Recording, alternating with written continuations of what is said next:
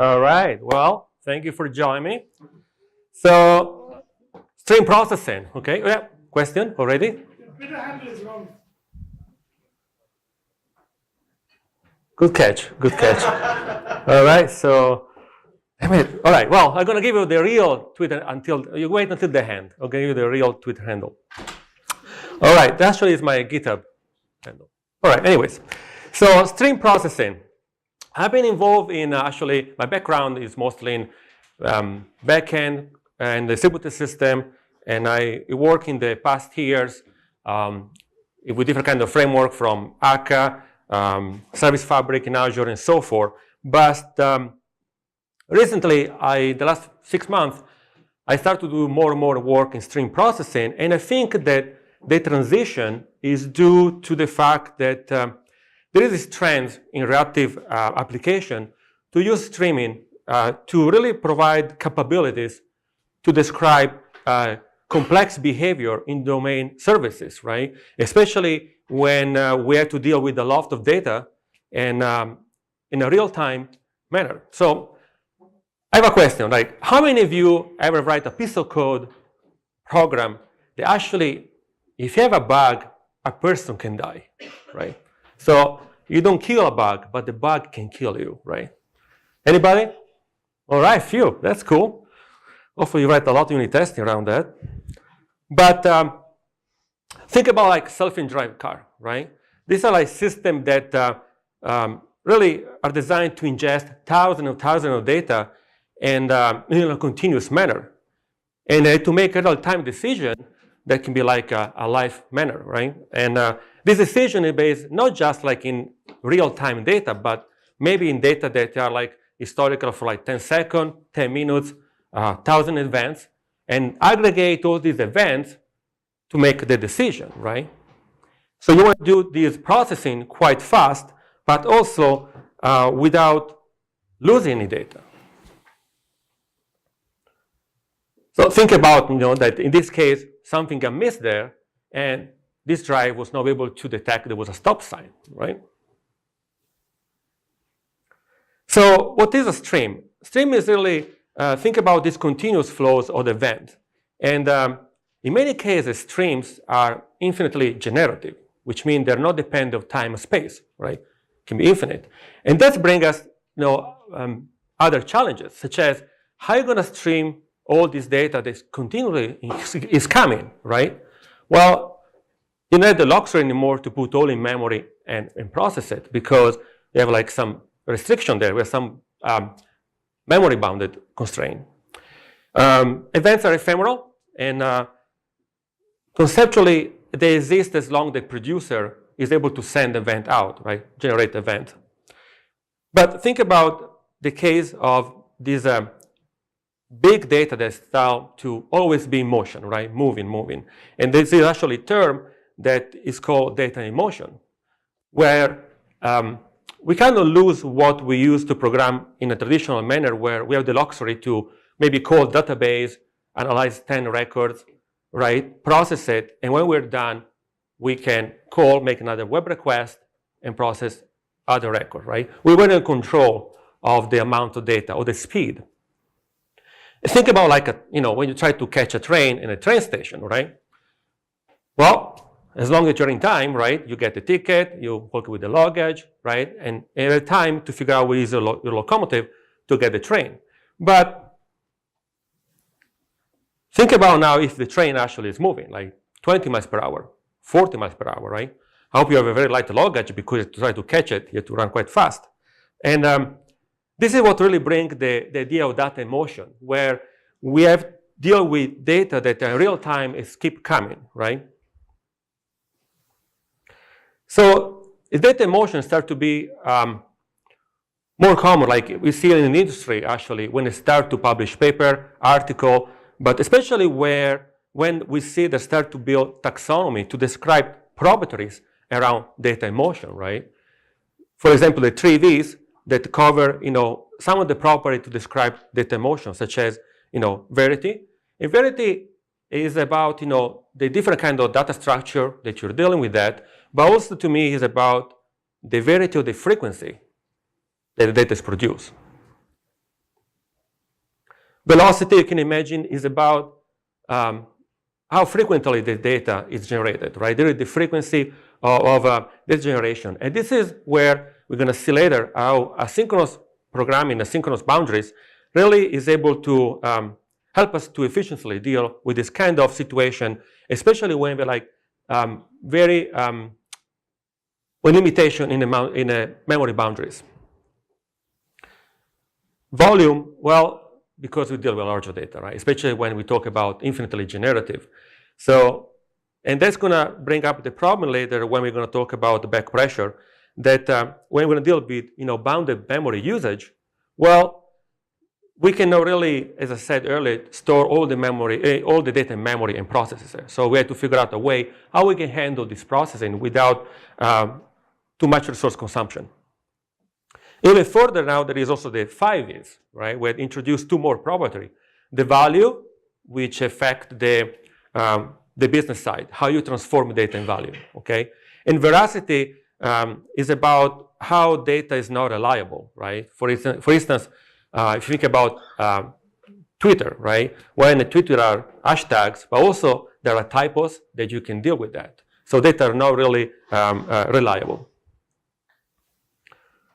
So one of the big challenges in stream processing, real-time processing especially, is how we build the system able to ingest and process all these messages real-time, right? Especially with high volume.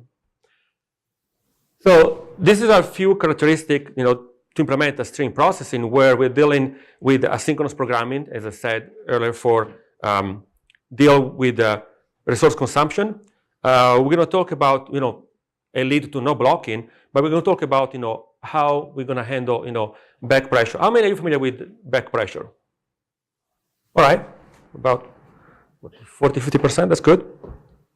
And the challenge also how we can handle this process in real time to be able to provide some sort of update. Think about like a dashboard, right?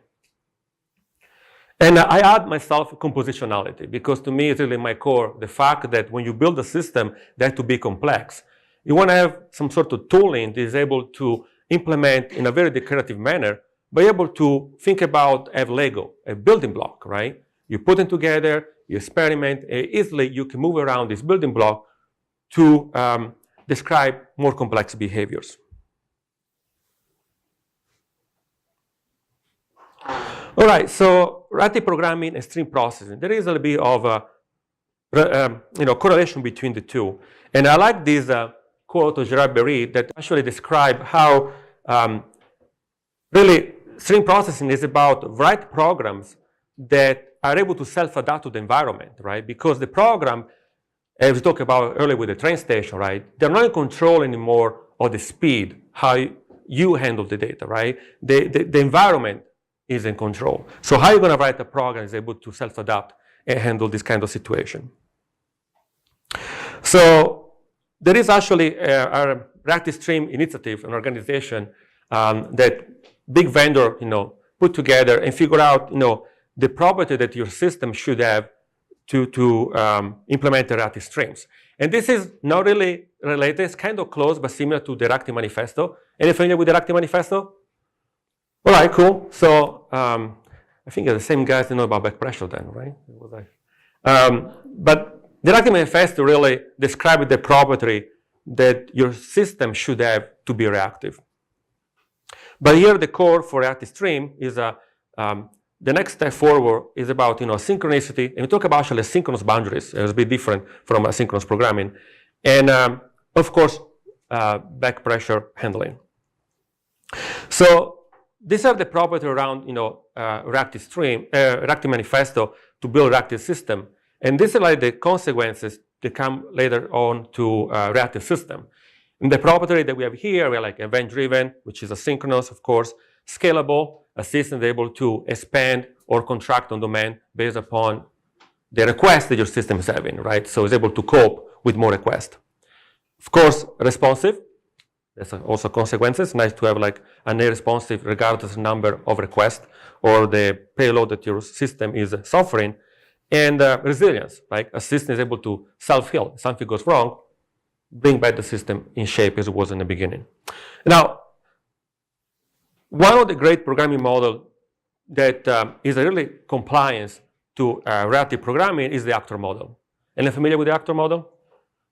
Okay, cool. All right, so think about it, the actor model as this unit computation, which is single-threaded, analyzing one message at a time, and from the sender perspective, they send messages in a synchronous manner, which is no blocking, which is nice.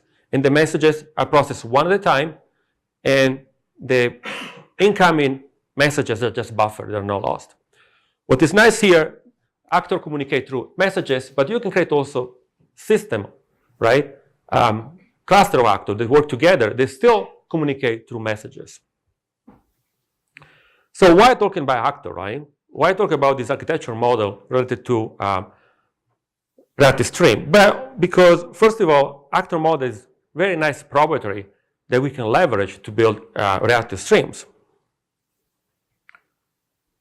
We talk about the fact that it's able to handle high throughput because is easy to parallelize and distribute the work across different actors.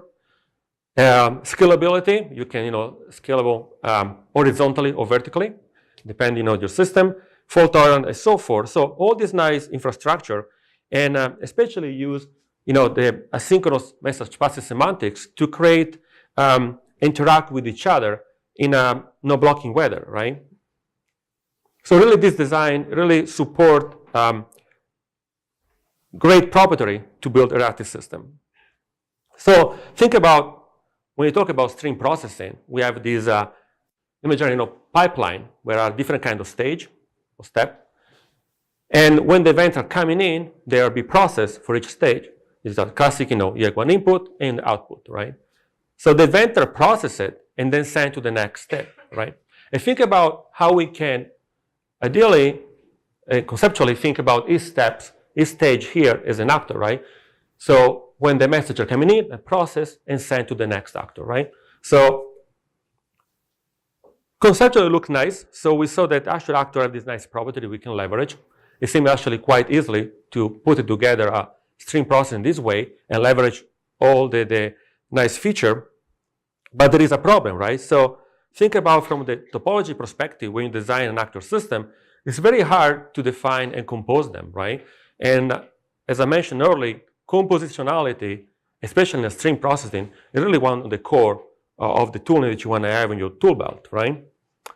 So actors are kind of difficult to compose. Again, I never say that it's possible, but it's kind of hard. Think about from the lower level, like when you send or tell or post a message, just the function doesn't return anything, right? From the functional perspective, this is also like a no-go, how you can compose function in this way. And also, one of the problems that actor model has that there is not really built-in solution for back pressure handling out of the box. So there are a few issues with the actor, right? So how are we going to solve that? Well, again, we can think about how we can create the continuation between the actor when we process an event, right? Well, built in, we can process the event. In this case, we have the, let's see. Yeah, we have the receive the message asynchronously. This is F#. It's not about language, but more like concept. So in this case, we receive the message asynchronous. We process it here with this function F. We pass in the constructor, and we send back to the sender, right? But clearly, you want to have the continuation, right? So how are we going to proceed in this way? Well, another way we can have actually the continuation of the actor here, part of the construct, right? When the message is processed, we pass it to the next actor. Or another option is how we can pass the continuation as part of the message payload, right? So we send a message, and part of the message, actually, we tell where the message computed, the process, had to be pushed as the next step in our pipeline. So think about if we want to implement a web crawler, right? So how are you going to do this? Well, think about each component as an actor, okay? We have an actor that downloads a HTML page, then dispatch and broadcast the message to parallelize the work in two different units. Here in this case, you have the link parsers that just process the HTML page in links, and the other actor that process the image. Maybe we want to do something with the images, right, in this case. And then we have another unit that receive the events of the images that are parsed in HTML page to do some sort of side effect. You can persist in a file system or do whenever you want. But then you want to keep going, right? And you want to recursively extract the link from the web page and send back to the top level component here that's able to recursively almost process the events, right? So how are you going to build such a system? I'm glad you asked. So let's hope that this is more. Okay. Whew. Anybody can see the code in the back? Can I make it bigger? Okay. So again, this is F#. I use the agent here, but just high level the concept how we're going to build such a web crawler here. We have an agent here where to pass the continuation of the agent, we pass the continuation as part of the construct here, okay? In this case here. Now, we receive the message, we download the message, we download content here, we process it, and we send the result of the computation to the agent here passing the constructor, okay? Fair? Then we build the broadcast, if you remember from the slide previously, right? The broadcast just doesn't do anything fancy, just get the message and broadcast to all the agents that are registered to the broadcaster agent here. And we pass the collection agent with this square bracket here, create an array, a collection of agents. So I receive the message here, and I just forward the agent to all the agents subscribed. Forward the message to all the agents subscribed. Want to zoom it? Yep. All right, let's do 24. Better? All right. Then we have the image parser agent, pretty much the same concept. I have the agent in a constructor here. I receive the message asynchronously. I process it. I use a library here just to extract the image tag. And then I distribute and send all the links to the agent passing the constructor here as well. And then, the link parser do the same things. It just extract a different HTML tag.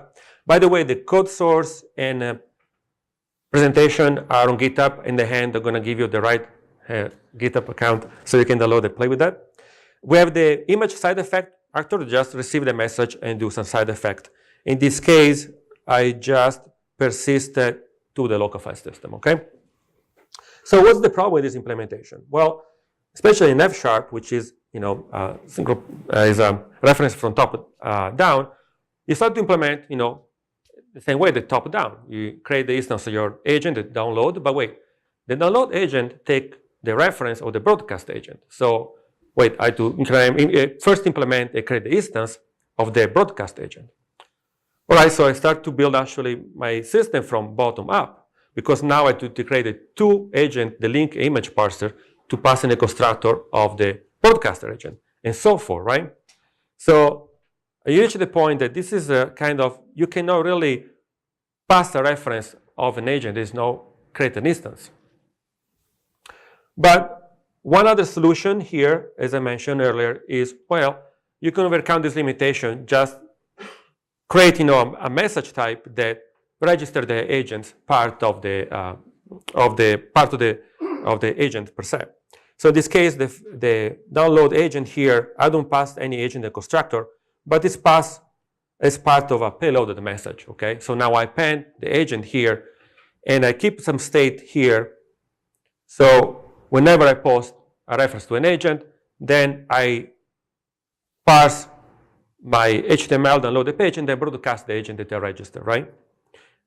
This line here, if you're not familiar with F#, it just append a new item to a collection. So in this case, I receive an agent reference and append it to the current collection, can reference later.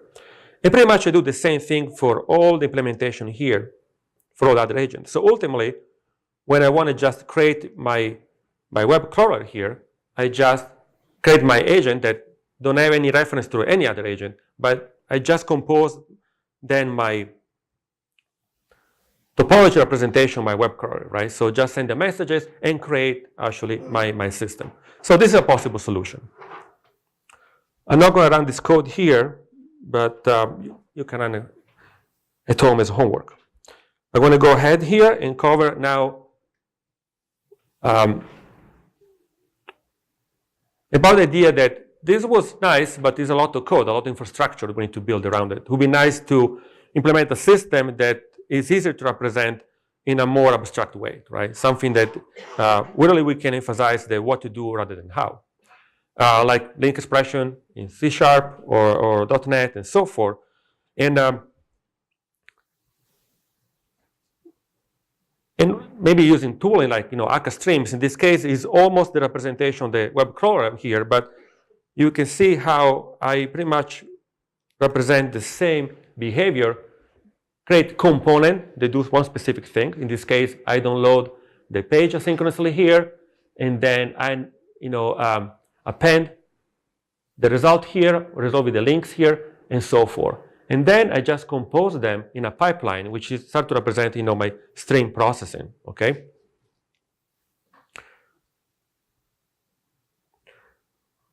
So compositionality, we cannot solve this problem, but now we talk about back pressure, right? So how are we going to solve this problem? Well, back pressure, first of all, is when you run a situation where the producer and consumer really they run a different speed, right? The producer produces more events than the consumer can analyze and process, and you run different kind of problems, right? So in this case, we have the producer that produces 5 events every 5 seconds, and the consumer is able to ingest and process only 1 per second, right? So this is what's happened that over time, the consumers start to fill up the buffer, right? Start to be overwhelmed the system until probably you run out of buffer and you run in some sort of exception, right? A buffer overflow. So, of course, we can say, well, we can drop the messages with some loss of data, but that's not really what we want, right? Maybe we can create some sort of design that these messages are going to be put in a queue and resend later, right? But still, at one point, you go around this problem, which is the memory constraint, right? Because your memory is bounded. So ultimately, you can do whenever you want, but in this case, really, you're at the point you're going to hit, how to memory exception, which definitely not what you want. So, what is a possible solution? Well, how we can solve this problem, right? How we can be able to build a system that is able to cope with all these events and solve the problem of back pressure. So, it's something called actually dynamic push and pull, and this is part of the reactive stream organization they designed, and decided to build such a system where the producer and the consumer they talk each other and they agree on the speed on how many events are produced and how many events are consumed, right? So we call dynamic push and pull because really it's dynamic and switch between pushing event or pulling event, right? And this is done all between the upstream part with the producer. They communicate to the downstream or vice versa. So really this is bidirectional communication. If you remember back the previous slide when you talk about how I represent a stream here, where each stage could be like an actor that processes our events, think about really how this actor can really communicate back and forward to agree about how many events to handle and eliminate the problem of the back pressure or memory overflow. What is nice here, this design, is actually the publisher can handle multiple subscribers at different speed, right? So each subscriber can run at a different rate, and the publisher can handle all the subscribers independently, which is quite nice. So the implementation here of this interface is what the reactive stream, foundation organization really promote the idea of the channel communication between producer and consumer. So I'm very familiar with the RAT extension, for instance, right? Okay, a few of you. If you're familiar with RAT extension, you will remember this kind of interface base, like on next, on complete, on error. But in this case, for RAT stream and overcome the back pressure issue, we have the S interface here, app subscription, which is passed from the consumer, from the upstream, so from the downstream, down up to the upstream from the publisher, right? And so we can use this interface as a channel to communicate and between the two parts of the stream, the two endpoints, to be able to agree on the rate of the or the frequency, how the events are processed. So one of the tools that I use and familiar with that is Stream that use this kind of interface to overcome, the problem with the bounded buffer space, right? Any familiar with Streams?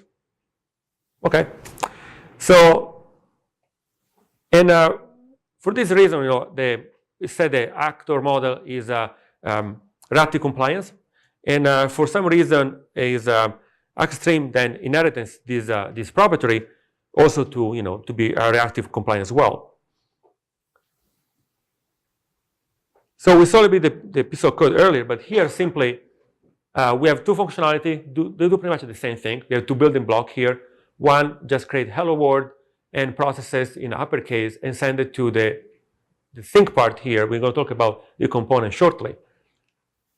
And the idea is that we can think about as this stream processing is a graph, right? Where we build this component and we put together like a blueprint that can be run later on. So in this case, really nothing happened until actually I materialize the graph, right? Think about when you force a lazy evaluation, or in .NET, familiar with .NET, you just run the .to list or .to array in a lazy enumerable. Same concept here to when you materialize the string, so it's able to produce and run the graph.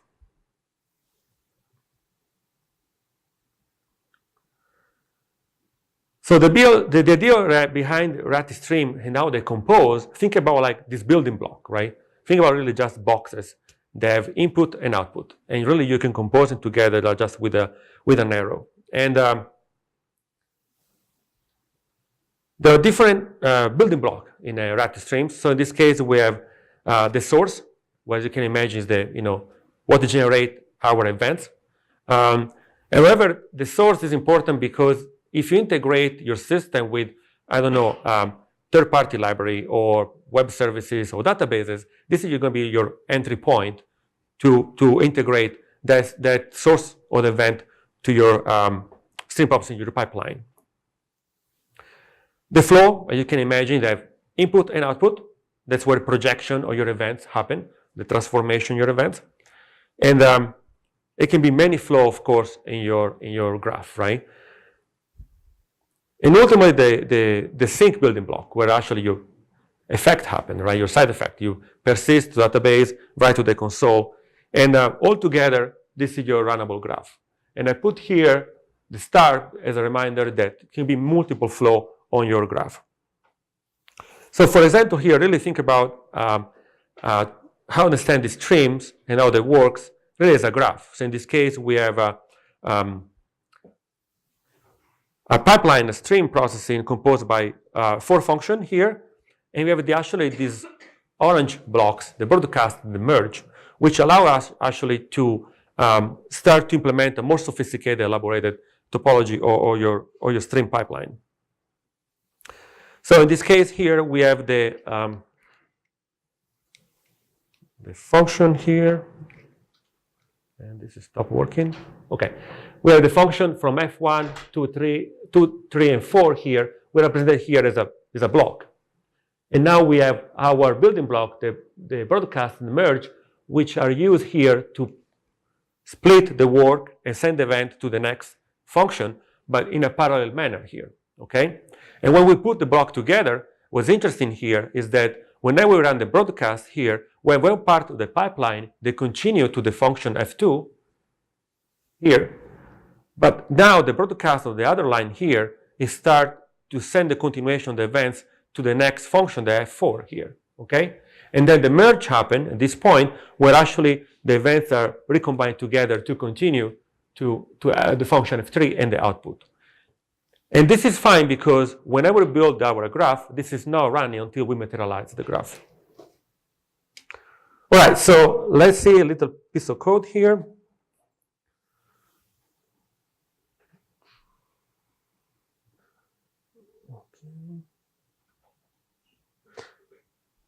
So I run an example here. Let's see, Twitter. It's just a Twitter analysis. I have two functionality here.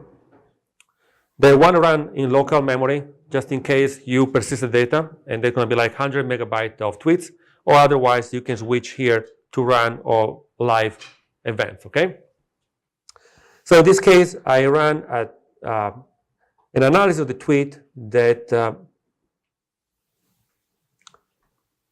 I ran the more complex one just to show different kind of aspect. We have the analysis that process events are coming in with different kind of building block here.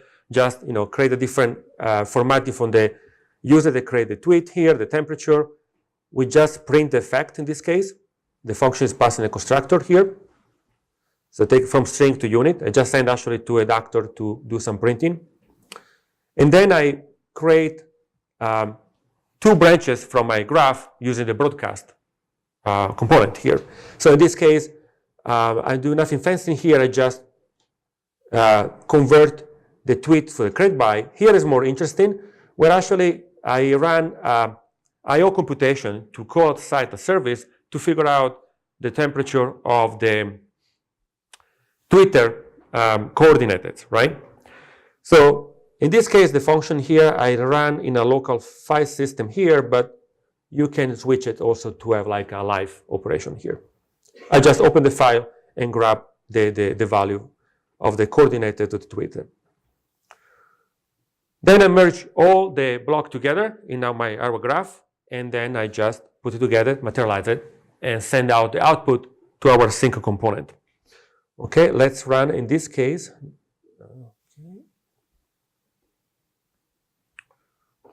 Make it bigger. Okay, so now it starts to read the tweet, analyze it, and spit out the output here.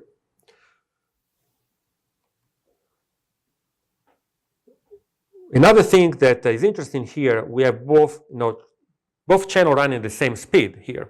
But what's happened actually if we reduce the speed to 1 is that they both agree to run at the slower speed of the channel, okay? So in this case, I reduced to 1, so we have a channel that run at 1 second, a tweet per second, so both agree, you can see the slowdown and agree about the speed, which is quite nice.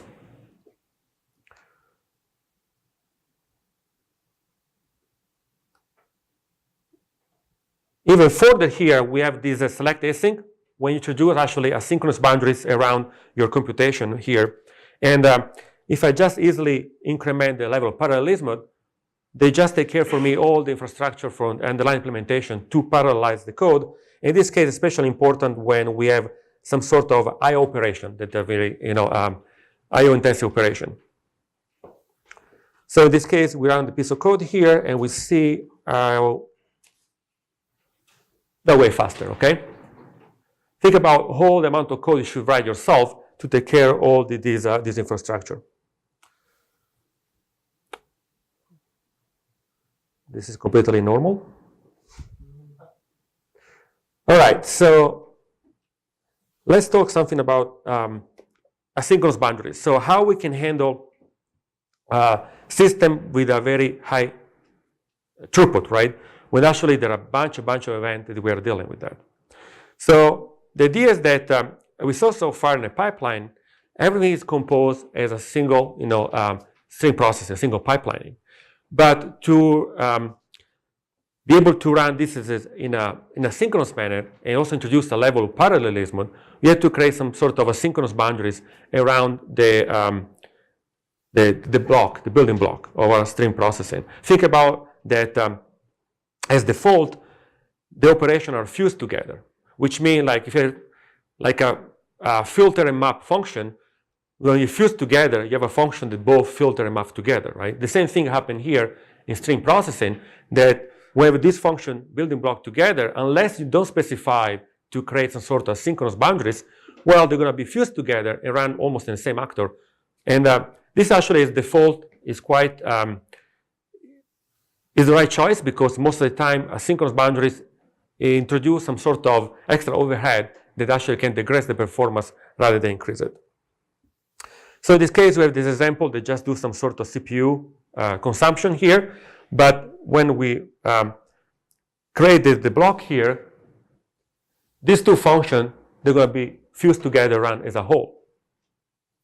Well, in this case, because we have some sort of high CPU computation, you want to maybe run this function in parallel, right? So that's when actually you integrate an asynchronous boundary, and you specify between the building block that it to be asynchronous, right? So this is actually quite easy to introduce the asynchronous boundaries if you think about all the complexity that you should build by yourself if you try to do it. But further down, we saw an example, the tweet analysis, how we can parallelize the code here, right? We have the, in this case, the async map. Now, when you have async map, we saw earlier, this introduced a level of parallelism. This is specifically for operation that can run in a different task, in a different thread, or asynchronous, such as, CPU operation or I/O operation. So in this case, we'd introduce much, parallelism, because just we pass, 1 degree of parallelism, but we're going to increase it. So in this case, we introduce 4, which for 2-channel, probably high-core machine, are going to be 4 times faster.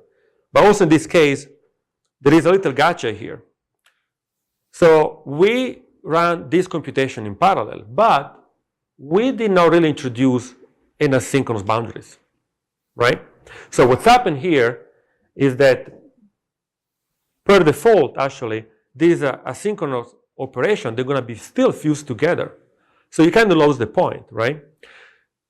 So when you're really high intense operation, CPU and I/O, you still have to specifically manually introduce the asynchronous boundaries. So in this case, actually, we really run the computation in a parallel manner and leverage, in this case, the auto-core machine. Another gotcha here, when especially you do a lot of operation that to ultimately persist maybe in a database or file system, you want to batch them together, right? You want to group them together and send it all as one. Think about like you try to save a record to the database. Instead to do it one at a time, you just group it in 50 or 100 and persist it all in once. And group by default can choose some sort of latency, right? So the group within, actually, you can specify a time constraint where you can persist the event also when the time expires, rather than wait for all the event to be received. So skip this part. Let's go to cool demo here. I have still Twitter analysis, but it'll be more interesting. So we have let's run actually the code here first. Okay, so the idea is that I have this building block that analyzes the tweet here, but also use ML.NET, which is a cross-platform machine learning library from Microsoft, which is quite nice. And I built a model here to figure out the sentiment of Twitter in this case. And the code in the server here, in the library is I just load the model here. I create the model and just load it instead to recreate it every time. So give me the prediction of the score or the sentiment of the tweet here. And then I create my building block here. Now, I'm going to run the example asynchronous and in parallel, just to have a little bit different here. But you can see this is the parallel implementation where I create for each block. Probably this is probably too much, but just for demo purpose, it's okay. Like for instance, these two could be just fused together. But well, I introduce a level of parallelism, but also in a different boundaries. So I really achieve true parallelism here. In this case, I run my score sentiment. I grab the coordinated here. I group the computation by 10, so I can update the UI at 10 records at a time. I still run the temperature service asynchronously in a different synchronous boundaries. I didn't finish it. I didn't want to create this, figure out is the sentiment of the tweet also is related maybe a bad weather. That would be interesting. Then I put together my building block here, and I have 2 channels for the output, just for the console, and 1 actually for the UI. And for the UI, I send through WebSocket to a client that is built using F# Fable here, and use Google Map underneath it just where I can pull the pin of the tweet here. So I start just with the async here in this case. Now I start to process the tweets here. You can see that the pin are posted on the map here, and each color coded. The green are happy, blue indifferent, and there is some red that are not happy. At the same time, because I broadcast the message, dispatch the message also to the console, we still have here the output of the tweet, also here color coded. Okay. I stop here. Let's reset it. Now I run the application, and if you remember how the rate, how the pin will post on the map, we can see how now when we separate these in independent synchronous boundaries, and then we can introduce truly a level of parallelism, we see how the performance is going to be increased. Pretty clear, right? Pretty nice. All right, bunch of tweets here.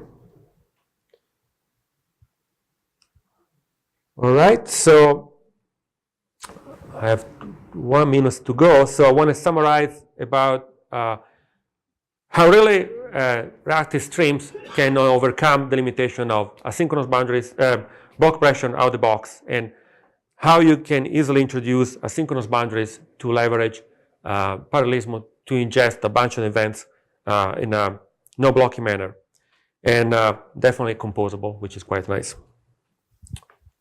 So that's all I got. Here is actually my correct Twitter handle. And the GitHub here, the slides are not there, but the source code it is. So I'll want to post the slides so you can download and take a look at the slides and everything. All right, right in time. Okay, thank you very much. Are there any questions?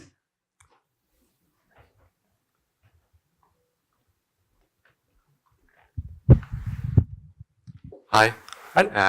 So for fan-outs, it was not clear to me what is the strategy, and when you have 2 consumers at different velocities, how you deal with that, because I guess that the producer has to keep the data as much as the consumer can consume it, right? So your question is how we handle the strategy producing consumer, what you said earlier? Fan-outs. And the producer has to keep all the data as to be able to serve the slower of them, right? Right, that's correct, yes. So the idea is that when you have this channel to communicate between, downstream and upstreams, the idea is that they communicate using the request. So when they switch between the dynamic pushing and pulling, so instead to the producer keeps sending, the consumer can slow down the producer, telling how much the events can send. Now the idea is that when the main issue when you integrate with like third-party source of events, but you're still able to bring this control to the higher upstream possible. We're still, quite nice to handle these different kind of frequency of handle event from the production aspect and the consumer aspect. Okay, so the final throughput of your whole graph is as fast as the slowest of the nodes, right? Yeah. Okay, thank you. Okay, we have time for one more question. Is there any question? Okay, if not, thank the speaker once again.